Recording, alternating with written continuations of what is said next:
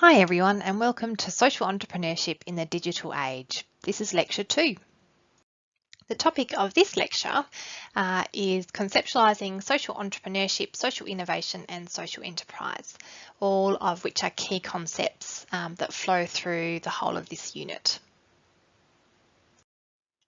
This table here just provides a visual representation of where we are up to in relation to the content across this micro course. So, over the last 20 years, we have witnessed substantial growth in the interest and attention placed upon social entrepreneurship, social enterprise, and social innovation. It is believed by many that the process of social entrepreneurship and the existence of social enterprise, despite this sort of growing interest and the gaining popularity within sort of mainstream media and academia about these concepts, that the phenomenon has actually been around for a very long time, and it's actually the approaches and the language used to conceptualize these sort of concepts and the phenomena, which is in fact what is new. So the concept is fast gaining popularity, and for many, social entrepreneurship provides a real opportunity to address many of the world's wicked problems that are faced by individuals and communities that have so far failed to be adequately addressed with governmental and philanthropic efforts to date. So in addition, factors such as the financial crisis as well as environmental changes, they're all combining to force organisations to, I guess, consider the way that they do their business and the impact of their activities upon both people and the planet. So, as it is common in a developing field, a number of different perspectives exist relating to these concepts, and we often find that the definitions which are developed are influenced by factors such as the discipline of the researcher as well as their geographical region. And we often find that some differences are apparent, for example, between researchers in the US and researchers in sort of Europe. So to date, there is a lack of widely accepted theoretical frameworks which explain these concepts and the relationships between them. And this is, I guess, an important point because this lack of coherence does have implications for the progression of research in the field and also understanding of these concepts overall. So the purpose of today's lecture, given what we've just explained, is to, I guess, work through some of the definitions that exist around these concepts, and we'll also look at how they sort of overlap and how they're interrelated. Now, you might be wondering why on earth I have commercial entrepreneurship on this slide. Isn't this unit about social entrepreneurship? Well, for many, social entrepreneurship is considered to be an offshoot, shall we say, or related to commercial entrepreneurship. And therefore, it's probably a good place to start in terms of defining this concept, as it will make understanding social entrepreneurship much clearer. So let's just start with a bit of background about entrepreneurship. So the concept of entrepreneurship was first defined over 250 years ago. And as I'm sure you'll be aware, the practice of entrepreneurship is one that is inherently embedded within our society today. Generally speaking, entrepreneurship activities have arisen from a desire of the entrepreneur to generate some form of financial gain as a result of their activities. So once again, there's a number of definitions that exist to define entrepreneurship. The first one here on the slide is a fairly well-rounded definition, and this defines entrepreneurship as the searching for, identifying and developing opportunities and then exploiting these opportunities either in the form of a new firm or within existing organisations.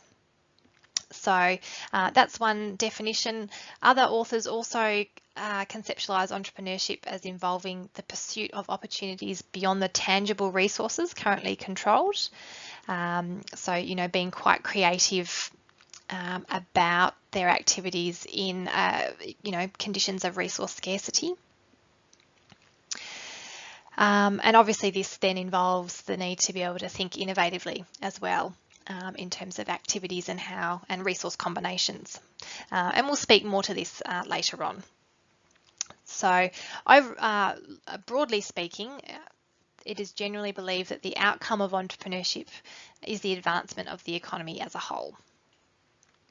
So entrepreneurship generally describes the activity undertaken by the entrepreneur, who is,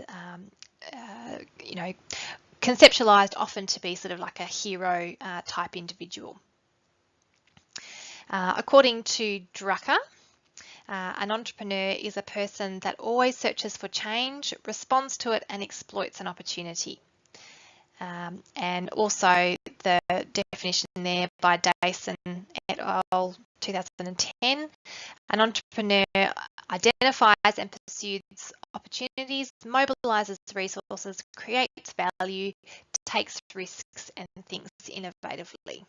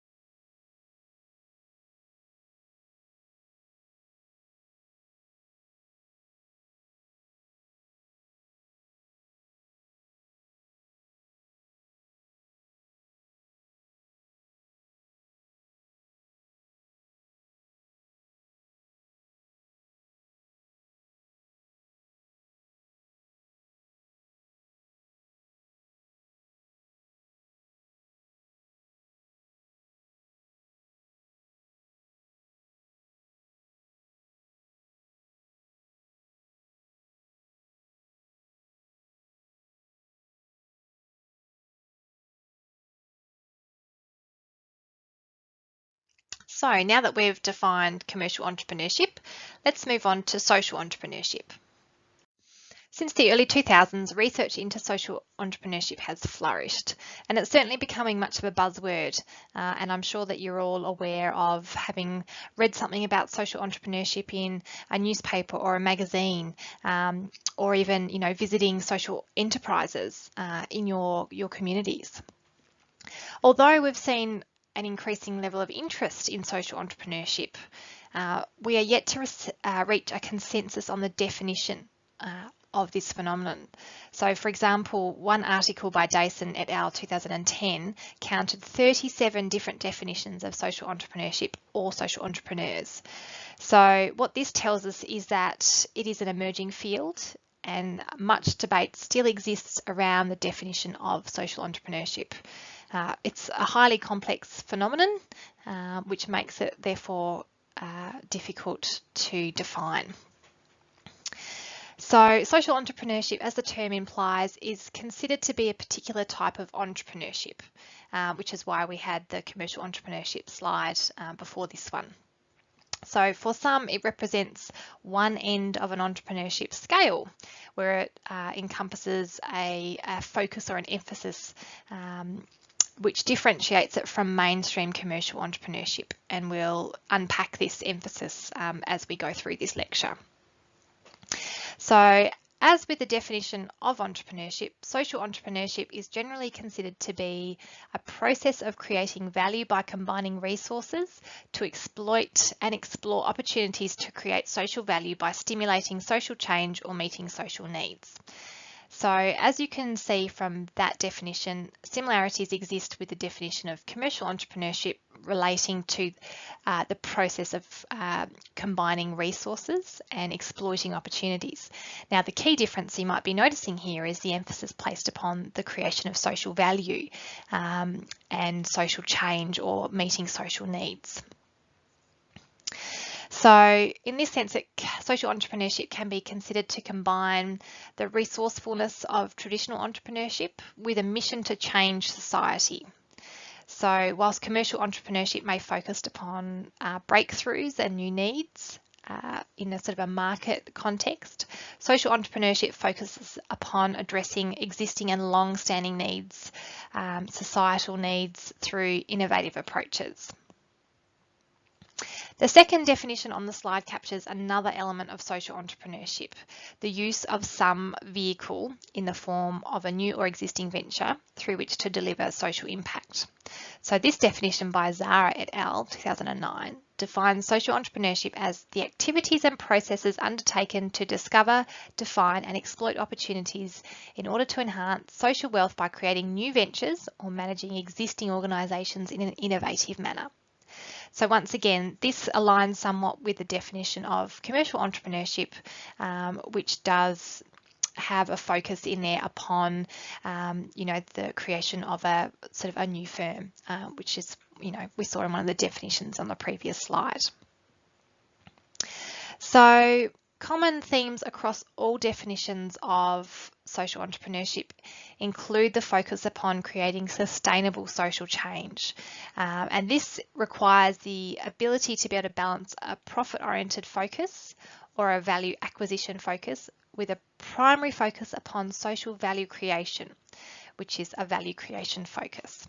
And we'll cover this in greater depth across the semester. So once again, as the same with the distinction between commercial entrepreneurship and the commercial entrepreneur, a social entrepreneur is an individual that engages in socially entrepreneurial behaviour.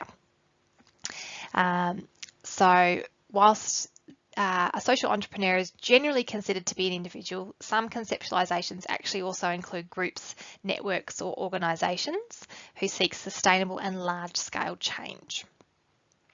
So once again, as with a developing field, a number of definitions also exist which aim to conceptualise the social entrepreneur. The same characteristics that were outlined on the previous slide still apply. They identify and pursue opportunities, they mobilise resources, they create value, they take risks, and they apply innovative solutions. They are often referred to as change makers or as individuals who seek social transformation. A number of authors have sought to examine the differences between commercial and social entrepreneurs, and their findings tell us that whilst they share similar characteristics, social entrepreneurs are driven by a fundamental desire to create positive social change. It has also been found that social entrepreneurs exhibit higher levels of creativity and risk-taking in pursuit of their social change. So that's quite interesting. So a social entrepreneur, therefore, is an individual with a clear vision and mission to address a social issue through establishing a social venture and other wider activities. So for social entrepreneurs, often the outcome of the enactment of this socially entrepreneurial activity is actually the creation of an organisational form called a social enterprise. And we'll examine this concept now in further depth.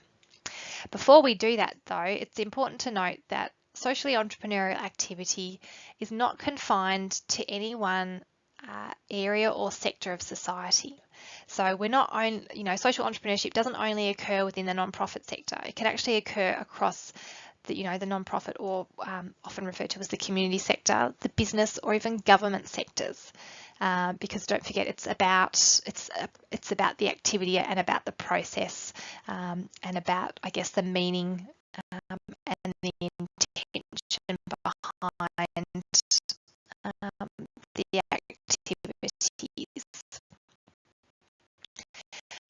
Right, let's move on to social enterprise.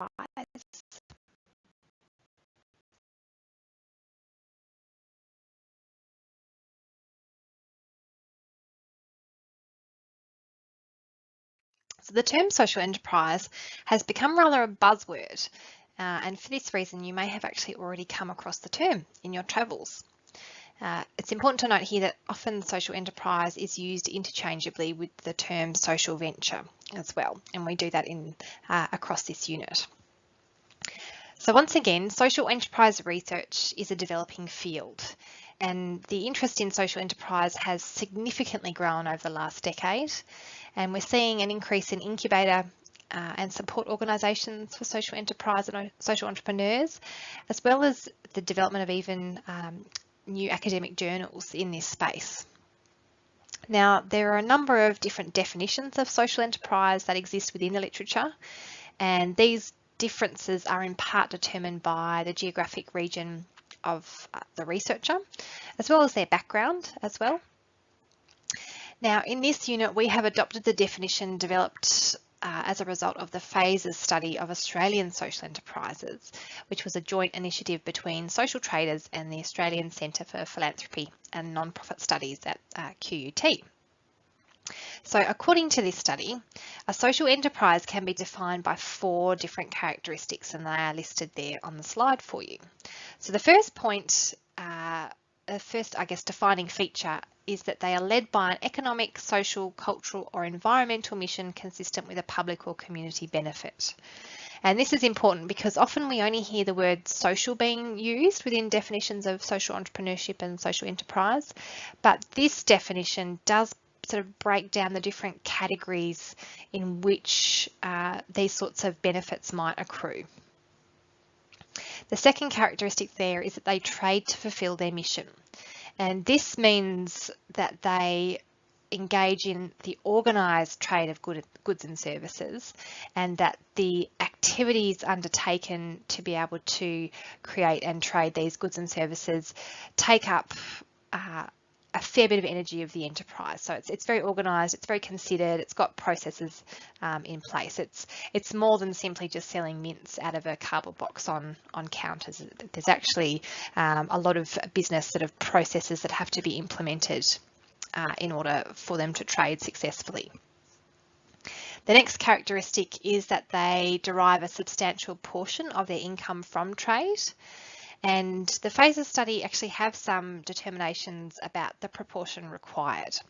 And so according to this study, ventures in the startup phase need to demonstrate an intention to trade. Ventures that are 3 to 5 years from startup need to generate at least 25% of income from trade, and ventures more than 5 years from startup must generate at least 50% or more from trade. So you can see from that obviously the level of development of the enterprise will determine to an extent the level of income that they'll be able to generate from their activities, because it takes a while to get a business up off the ground. And the last point there is what differentiates social enterprises from a mainstream sort of more of your traditional profit-oriented organisation, and that is that they reinvest the majority of their profits or surplus in the fulfilment of their mission. So they're not designed to distribute profits back to individuals, but instead they reinvest it back into the enterprise, and this money then supports, ongoing social programs and activities, and it supports the beneficiaries of the social enterprise. So as you can see from this, social enterprises are quite complex organisations, and they are required to balance, I guess, a value appropriation approach via the commercial activities with a value creation approach through their activities designed to generate social impact. And this complexity is something that we'll explore later on in semester. Now on this slide, there's a couple of logos and a picture there, and I've put them in because they're great examples of different types of social enterprises. So the first picture there is a picture of shoes, and these are shoes created by Tom's social enterprise, and they operate according to a one-for-one model, which means that the purchase of a pair of shoes then leads to a pair being donated to somebody in need. And they've expanded their services now, and they deliver support in areas related to eyesight, safe birth, as well as clean water. The next logo there is the Who Gives a Crap. Great name, very catchy, and they're an Australian social enterprise that sells toilet paper and paper towel, which uses environmentally friendly materials, and they donate 50% of their profits to help build toilets for those in need around the world. The last image on the slide is of a bottle of water created by the social enterprise Thank You.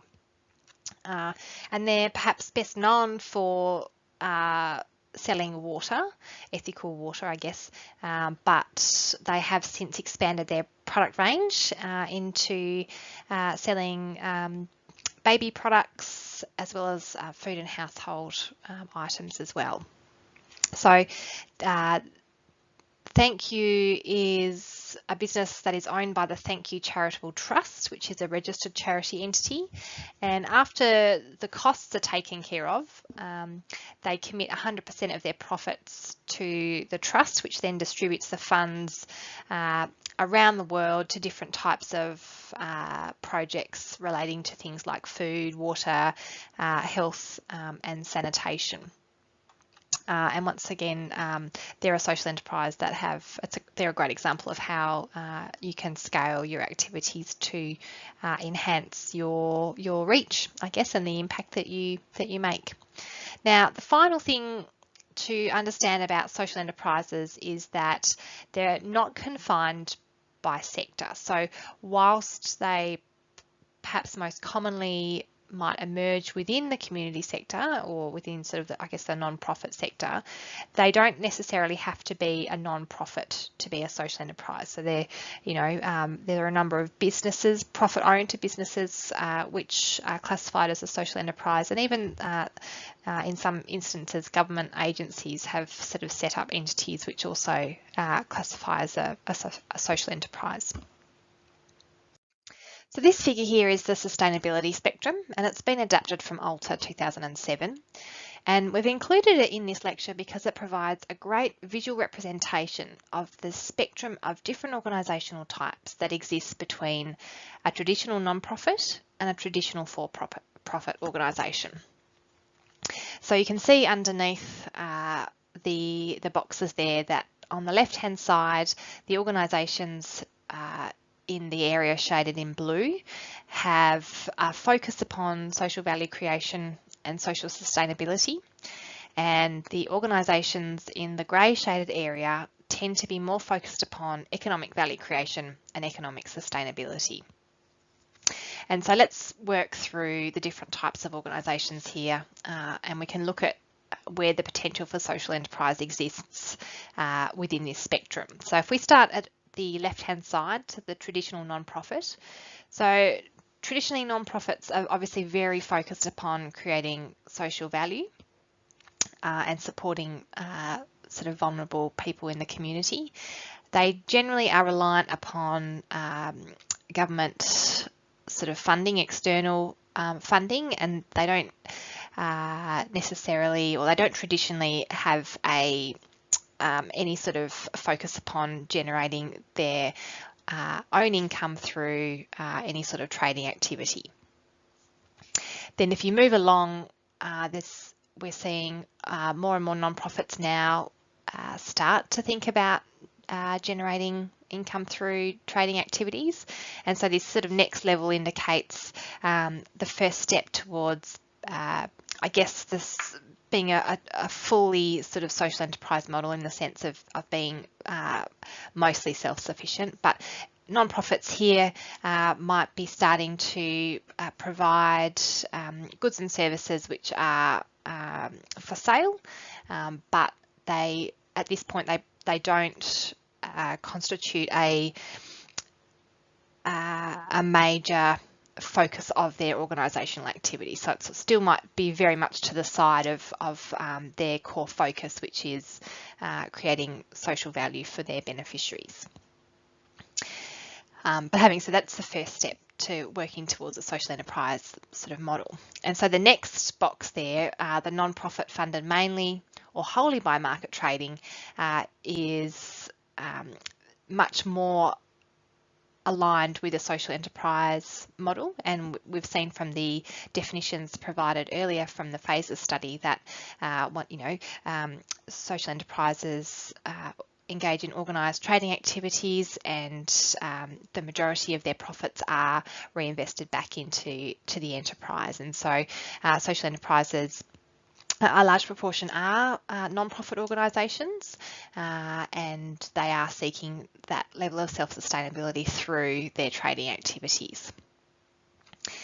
So on the other side of the spectrum, at the very far end, we've got the traditional for-profit organisation, and that's your mainstream sort of business, very focused upon the generation of profits and the allocation of sort of these profits to individuals who might be the shareholders and the business owners.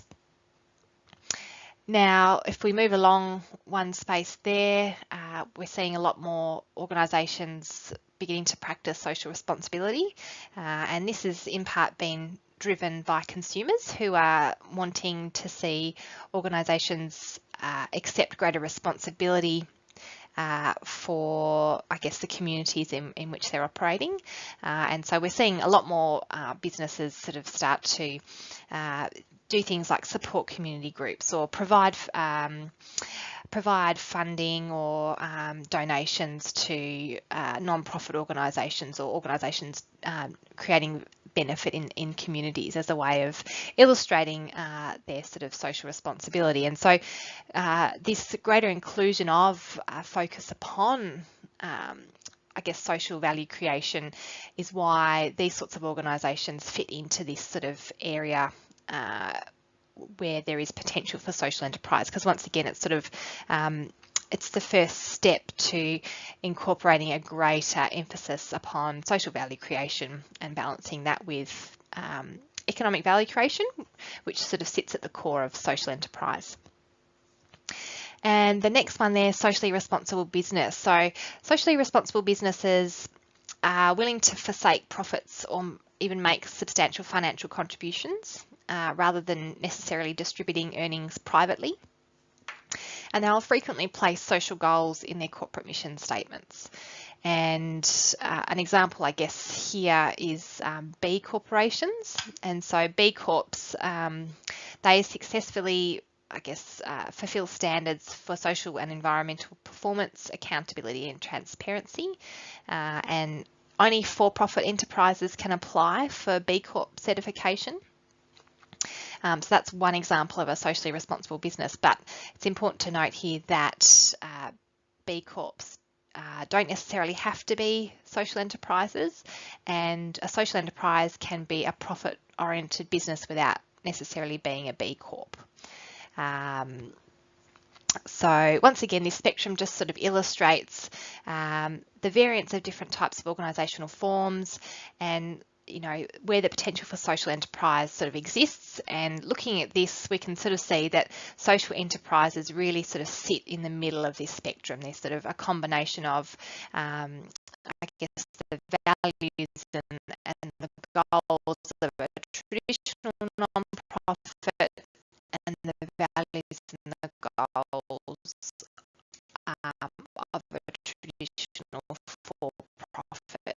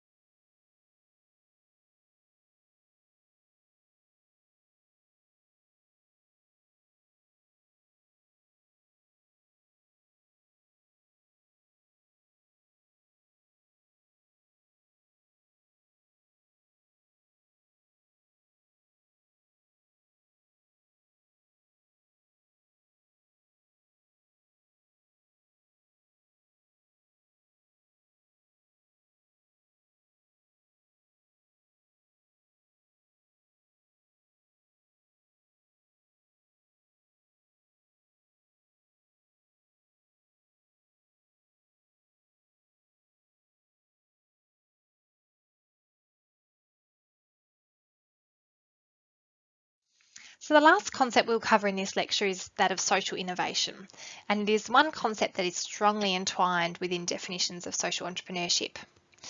As with some of the previous concepts we've covered in this lecture, social innovation is also somewhat complex and ambiguous, and many different definitions exist. Perhaps the most common definition of social innovation defines it as a novel solution to a social problem that is more effective, efficient, sustainable, or just than existing solutions, and for which the value created accrues primarily to society as a whole rather than private individuals. So this last element of this definition is really important because it helps us understand how social innovation differs from innovation more broadly, and we'll unpack that now. So innovation in the for-profit sector is used to develop solutions designed to generate value to private individuals within companies. For example, innovative solutions might be used to reduce costs, operational costs, and this could arise from the incorporation of, different types of technologies or different combinations of technologies in an innovative way, which helps to then reduce these costs, or to generate greater value for consumers. So creating a product that is able to identify and meet needs in perhaps new and exciting ways for consumers, thus, increasing the profits of the company overall. In contrast, social innovation is focused upon generating value to society more broadly in relation to the solutions generated for a specific social problem or issue. So if we look at the definition provided above, we'll unpack this a little bit more in detail now. So the first element to this definition relates to the need for social innovations to be novel. Now, this doesn't necessarily mean that it has to be original, but it must be new to the user, context, or new to the application. The second element relates to the emphasis upon effective, efficient, or sustainable, which essentially requires that the social solution is an improvement upon already existing alternatives. Now, the second point on this slide here illustrates that social innovations don't necessarily only have to be related to an outcome, and they may in fact relate to different types of processes involved in generating an outcome, or even different types of organisational models. It can also include the ways in which societal problems are actually framed, and this might include sort of different ways of looking at societal problems and coming up with different perspectives on understanding these problems. So by now you have a lot of information in your head about social enterprise, social entrepreneurship, and social innovation. And the next question is, how on earth do they all fit together? The diagram on this page is one that has been adapted from a theoretical model developed by Hussain et al. 2017, and its purpose is to link together all these different concepts that we have just discussed and illustrate to you how they are interrelated and how they overlap. So if we start at the top of this diagram, we can see that socially innovative practices form a core element to social entrepreneurship. In our discussion of social entrepreneurship, we highlighted the fact that socially entrepreneurial activity draws upon socially innovative processes, activities, and thinking to address critical social issues. Social entrepreneurship defines processes and activities undertaken by a social entrepreneur who is an individual that generally, or not necessarily only an individual, as we identified, might also be a group, an organisation, or a network, most commonly referred to though as an individual, who generally sets up a social enterprise as the vehicle through which to structure their activities and processes in a way that generates economic and social value creation for key stakeholders. And in the instance of social enterprise, these key stakeholders include both customers and also beneficiaries, so people out in the community that they are looking to help, or it could even be the environment. And they do this in a way which supports the sustainability of the enterprise. So as you can see from this diagram, this economic and social value creation supports key stakeholders, and it's the needs of these key stakeholders which essentially define and shape the activities undertaken by social enterprise, but also the degree to which, I guess, socially innovative processes and outcomes are required to be able to address their specific needs. And so it sort of feeds back and the cycle sort of then continues. The other important thing to consider as well in relation to this diagram is the role of context. And by context, we mean here not only geographical region of the world, but also, I guess, the specific characteristics of a certain area in which an entrepreneur might be operating. So some factors might be, you know, the socio-political environment, the cultural environment, the economic environment, and those sorts of things.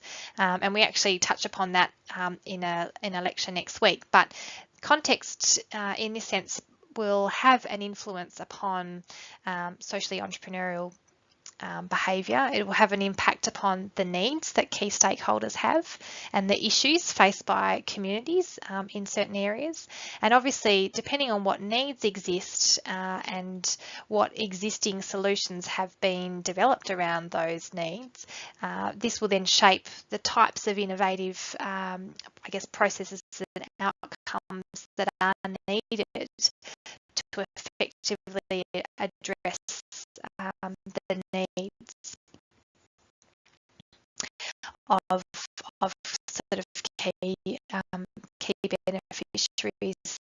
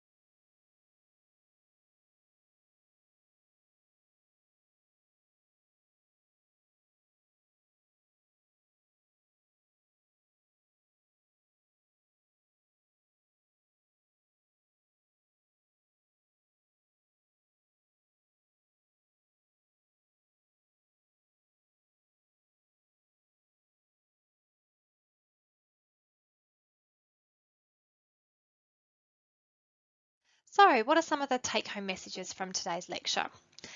As has been apparent, there is a lack of consensus around definitions of social entrepreneurship, social enterprise, and social innovation, primarily stemming from the fact that these are developing fields of research and knowledge.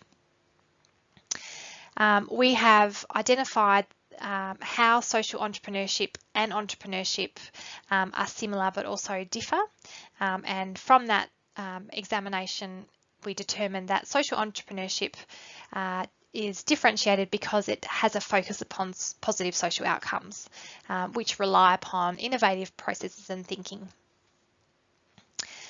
So socially entrepreneurial behaviour is I guess, an action. It's a verb, and these actions are undertaken by generally an individual who's referred to as a social entrepreneur. And social enterprises are the organisational form developed by social entrepreneurs as a way to structure their socially entrepreneurial, I guess, behaviour in a way that is able to engage with beneficiaries and generate social value, as well as financial value and sustainability.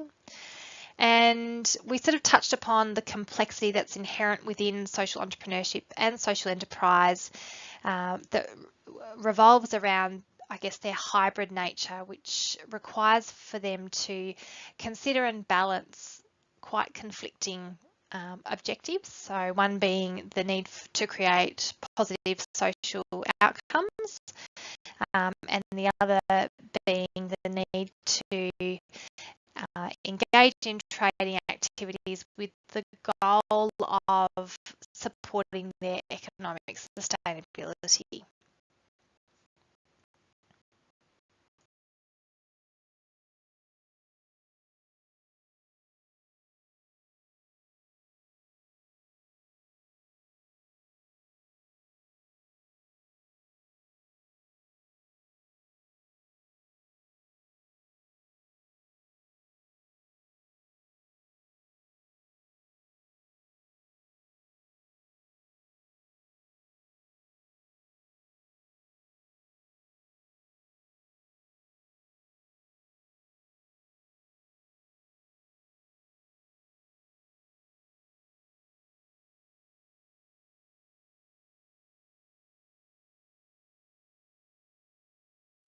If you wish to read further on any of the concepts that we have included in this lecture today, here are some resources that you might like to access.